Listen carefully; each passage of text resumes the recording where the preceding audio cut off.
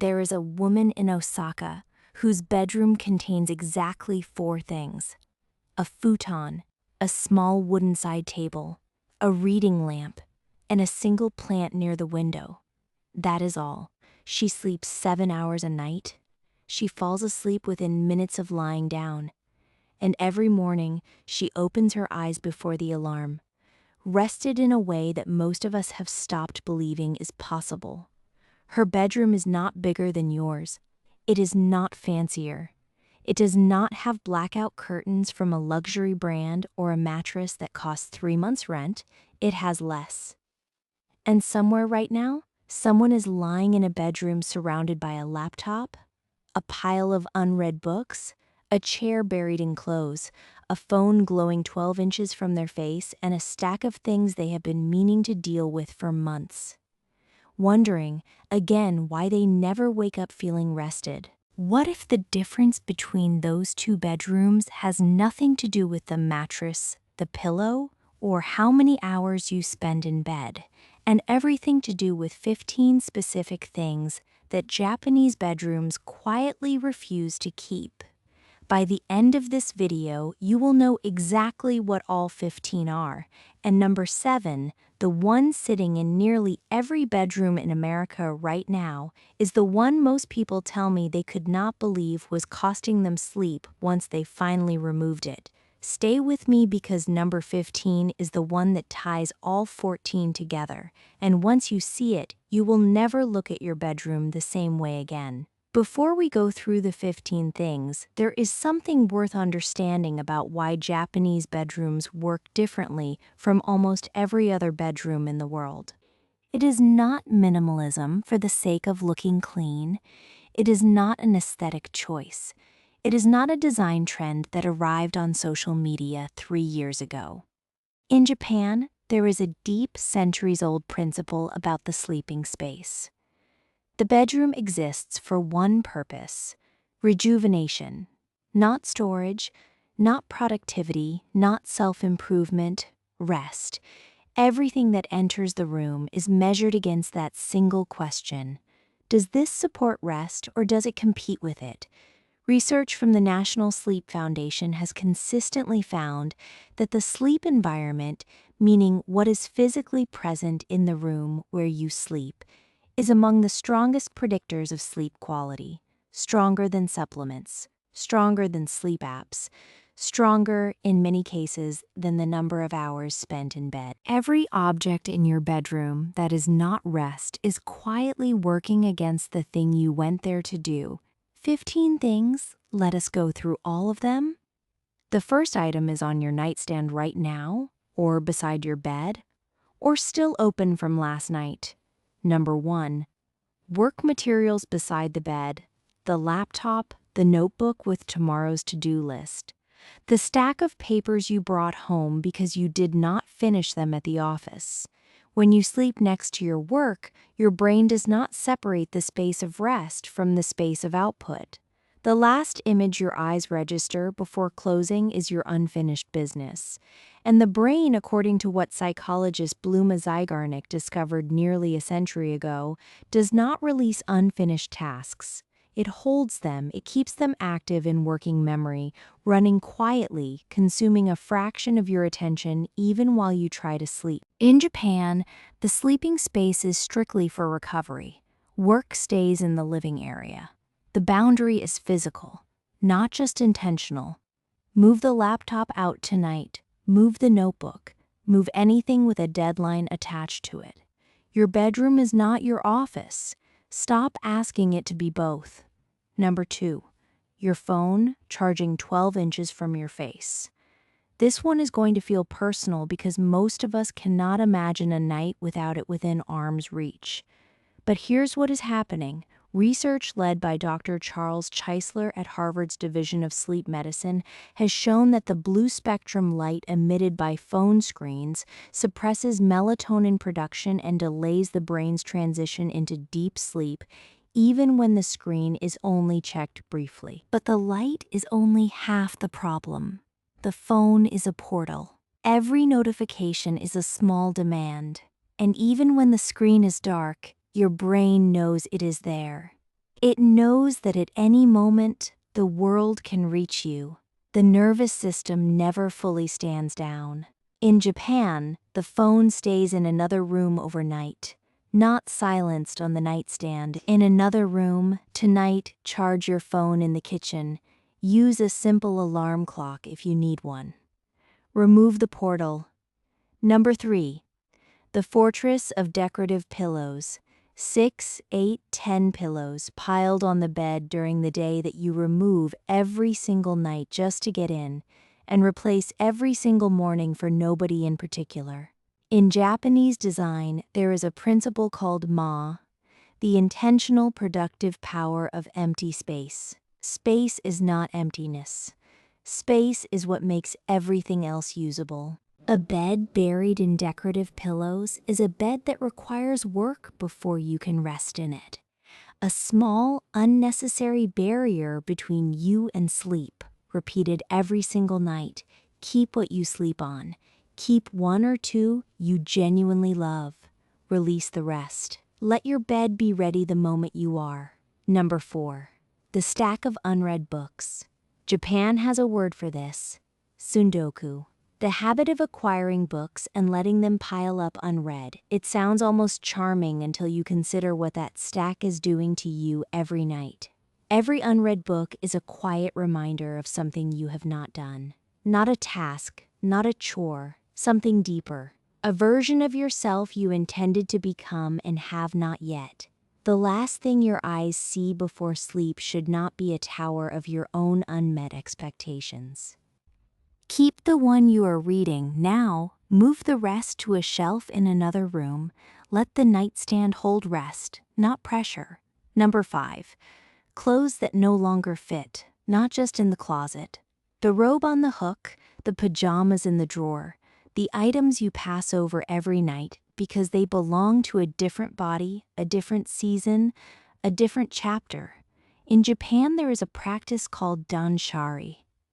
Refuse what does not serve you. Release what no longer fits. Separate yourself from attachment to things. Every item that no longer fits your present life is a small, quiet wound. A reminder repeated nightly that you are not the person those clothes were bought for. Dress the person you are tonight. Not the person you were, not the person you hope to become. The one lying down right now. Number 6. Exercise equipment. The dumbbells in the corner. The yoga mat rolled against the wall. The resistance band hanging from the door handle. Your bedroom is not a gym, and when gym equipment lives where you sleep, your brain links the space of rest with the effort of output. 2 competing signals in the same room, each undermining the other. Move it to the living room. Move it to a closet. Move it anywhere that is not the place your nervous system is supposed to stand down. And now, number 7. The one I told you to wait for. The one sitting in nearly every bedroom in America right now. Number 7, the everything chair. You know exactly which chair I mean. It might be a chair, it might be a bench, or the corner of a dresser, or the end of the bed itself. It is the surface where clothes go when they are not dirty enough for the laundry and not clean enough to return to the closet. Day by day, it grows. A shirt from Tuesday, the jeans from the weekend, a sweater that was worn once and has been sitting there for 3 weeks. Research from the Princeton Neuroscience Institute has shown that visual disorder in the immediate environment competes for the brain's attention on a level below conscious awareness. Every object out of place is a small, unresolved signal, and dozens of those signals accumulated on one chair produce a measurable drain on cognitive resource. The everything chair is not storage. It is the physical evidence of every decision you did not make, and it sits there in your peripheral vision every single night. Japan does not have an everything chair. Every garment has a home it returns to. Clean goes back, worn goes to the wash. There's no middle ground and no chair to hold it.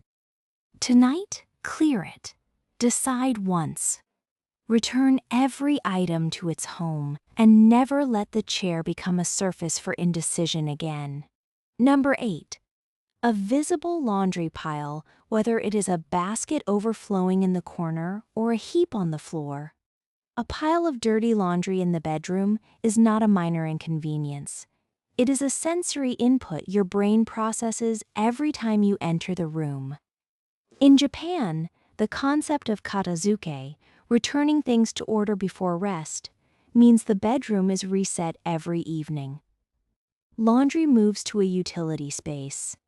The bedroom holds nothing that belongs to yesterday. Move the basket out of the bedroom. Let the room smell and feel like rest. Number 9. Old, flattened pillows. If your pillow folds in half and stays that way, it has stopped doing its job. Japan's principle of shun, honoring what belongs to this present moment rather than clinging to what is expired, applies to pillows as directly as it applies to anything else. A pillow that no longer supports your head is not saving you money. It is costing you the depth of your sleep every single night. Replace it. Number 10. Bright or blue spectrum lighting. Most Western bedrooms are lit by the same bright, cool-toned LED bulbs used in every other room of the house. The bedroom gets the same light as the kitchen, the same light as the bathroom. In Japan, the concept of kanso simplicity and the deliberate reduction of stimulation shapes how the evening environment feels. Bedroom lighting is warm, low, and separate from the rest of the home. Bright, cool-toned light tells your brain it is daytime. Research consistently links evening exposure to blue spectrum light with delayed melatonin onset and shallower sleep. Switch your bedroom bulbs to warm-toned, low-wattage alternatives. The change costs a few dollars. The difference in how quickly you fall asleep is not small. Number 11. A TV facing the bed. A screen that faces your pillow is a screen that competes for the last minutes of your conscious day. News, noise, blue light, stimulation arriving at the precise moment your nervous system needs to begin its descent towards sleep. The Japanese sleeping space does not contain screens, not because screens are bad, but because rest and stimulation are not the same activity, and a bedroom that tries to serve both serves neither. If the TV cannot leave the room, turn it to face the wall at night. Create a boundary, even a symbolic one, between your waking and sleeping self. Number 12. A tangle of cables and chargers, the drawer full of cords. The charger for a device you no longer own. The 3 cables plugged into a power strip beside the bed that have become part of the scenery. Every object without a clear purpose is psychologically an unresolved question. Researchers studying decision fatigue in domestic environments have consistently found that objects connected to unresolved intentions, things kept because they might be needed, create what they describe as ambient cognitive load. Keep the one cable you use. Remove everything else from the bedroom entirely. Number 13. And this one requires a moment to sit with, because it is not about tidiness. It is about something much deeper. Number 13. Memorabilia from a relationship that has ended. The framed photo in the drawer you never quite removed. The gift on the shelf you keep because throwing it away feels like erasing the memory. The hoodie you still wear to bed sometimes in Japan. There's a concept called mono no aware, a gentle, bittersweet awareness that all things are impermanent. It does not mean you erase what happened. It means you honor the fact that it is complete. As long as those objects occupy your bedroom, your most private space, they occupy your emotional present. There's no room for what is next, because the room is still holding what is finished. Letting the objects go is not erasing the memory. It is making space for the life that is still happening. Number 14. Expired medications and old supplements on the nightstand. The half-used bottle of melatonin from last year? The pain reliever that expired 6 months ago? The vitamin you stopped taking but never moved? Japan's principle of shun, freshness and present moment honesty, produces a nightstand that holds certainty, not probability. If it is expired, it is no longer medicine. It is clutter wearing a label. Go through your nightstand tonight. Anything expired leaves. Anything you have stopped using leaves. What remains should be only what is actively part of your present evening. And now, number 15. The one I told you would tie everything together. Look at your bedroom wall, or the back of your closet door, or wherever it hangs. Number 15. The mirror facing your bed in Japanese interior tradition. A mirror in the sleeping space is one of the most carefully avoided placements, not superstition. Function: a mirror facing the bed does something no other object on this list does. It doubles everything else. Every piece of clutter, every unresolved pile, every object that competes with rest, the mirror reflects it back to you.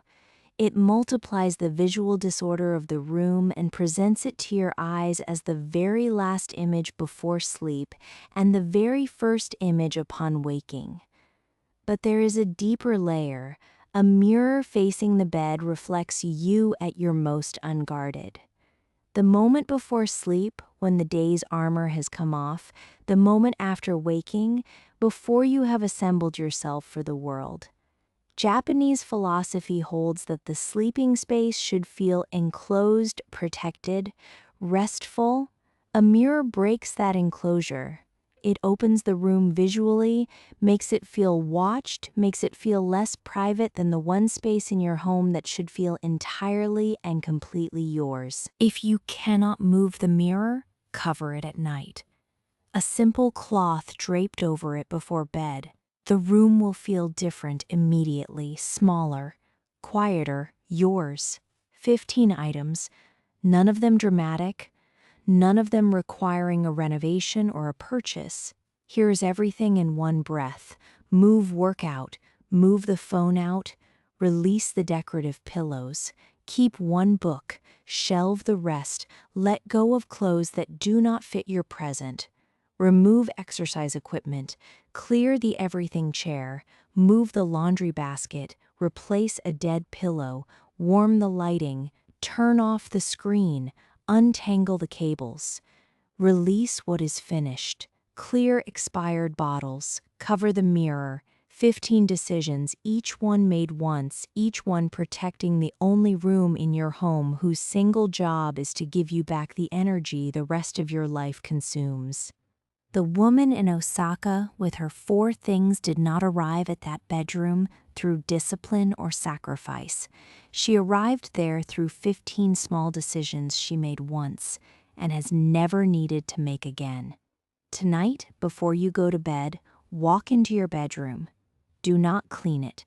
Do not organize it. Just look at it. Find one thing that is there because it arrived and never left rather than because it belongs. Pick it up. Make the decision that was never made. That is where it starts. One object, one decision. The bedroom that lets your shoulders drop the moment you walk in is not one renovation away. It is 15 decisions away, and the first one is waiting for you tonight. Now, I want to hear from you right now before you close this. Which of these 15 is the one your bedroom is most guilty of keeping? Which one have you walked past every single night without ever questioning whether it belonged there? Drop the number 1 through 15 in the comments, because naming it is the first step toward removing it, and someone reading your comment might see themselves in it and finally feel ready to make the same decision. If this opened your eyes even a little, share it with one person whose bedroom you have been inside and quietly thought, they deserve to sleep better than this. Take care of yourselves. I will see you in the next one. This content is for general well-being and lifestyle inspiration only, not medical advice.